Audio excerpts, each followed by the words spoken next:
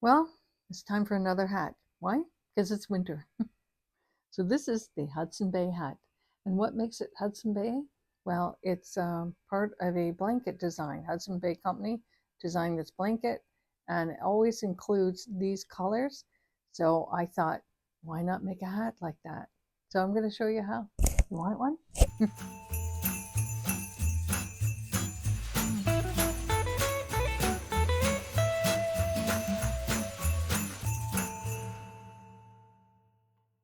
Okay, Hudson Bay hat. What makes it Hudson Bay? It's the color scheme. Okay, I'll show you a blanket, Hudson Bay blanket, a Hudson Bay coat, and then you'll see that this color scheme is through it at all. So that's what identifies it. That's what makes it Hudson Bay material.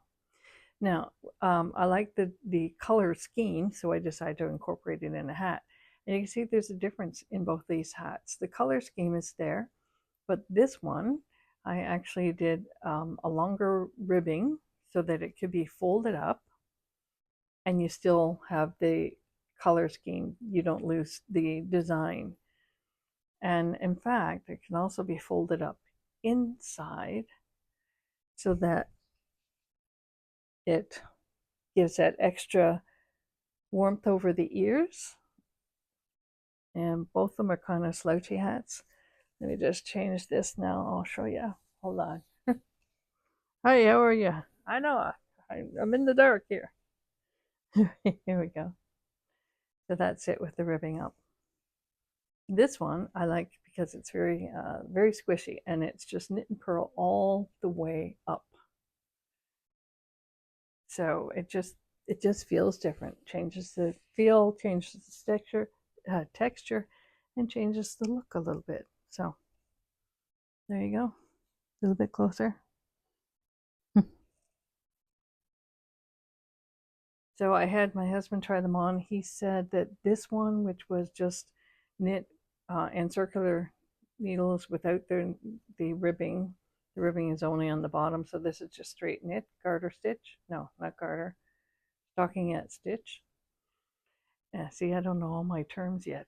Yes, I do, but nah.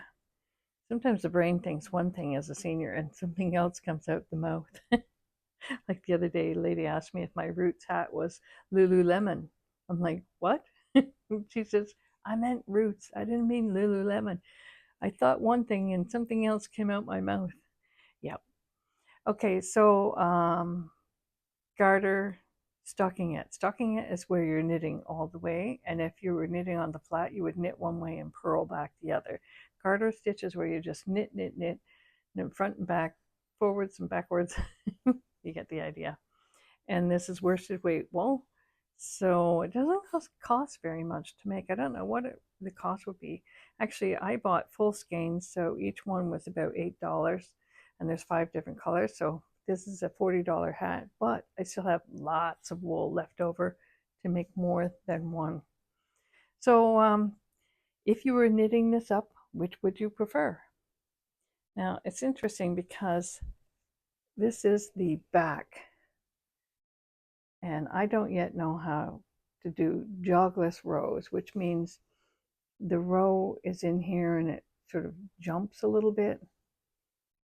Plus, when you're knitting and changing your colors, you have to sew in all those little ends.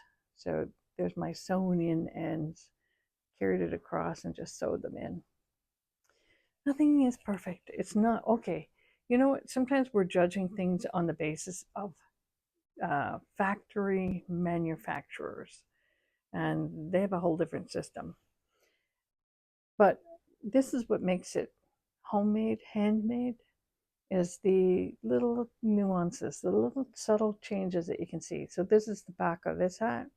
You can really see the jog here where I've changed wool color, and but you know, who cares, right? There's one there that's a really definite. And the inside, now I didn't have to sew in ends, did I? Yes, I did. Of course you do, because you're changing color, so I snip it and then I sew it in later. That's why I do it. Some people, when they knit, they actually carry the line up. In this case, you would always carry up the white but I'm squinting. I don't have my reading glasses on. Oh, there you are.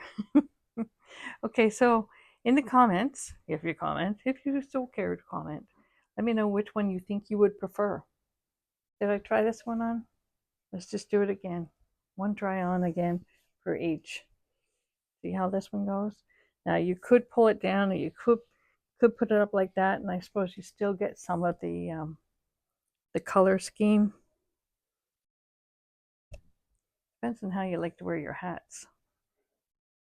Ah, now I'm getting all static electricity with my hair. So that one I think would be good if I had a pom-pom on there, or a fur pom-pom. I think that would look nice. And then this is the back. So it's always good to keep it at the back. And I cast on 98 stitches for each, and it's amazing how this one seems more roomy than this one. And yet I use the same, cast on the same number of stitches, and neither one is tight.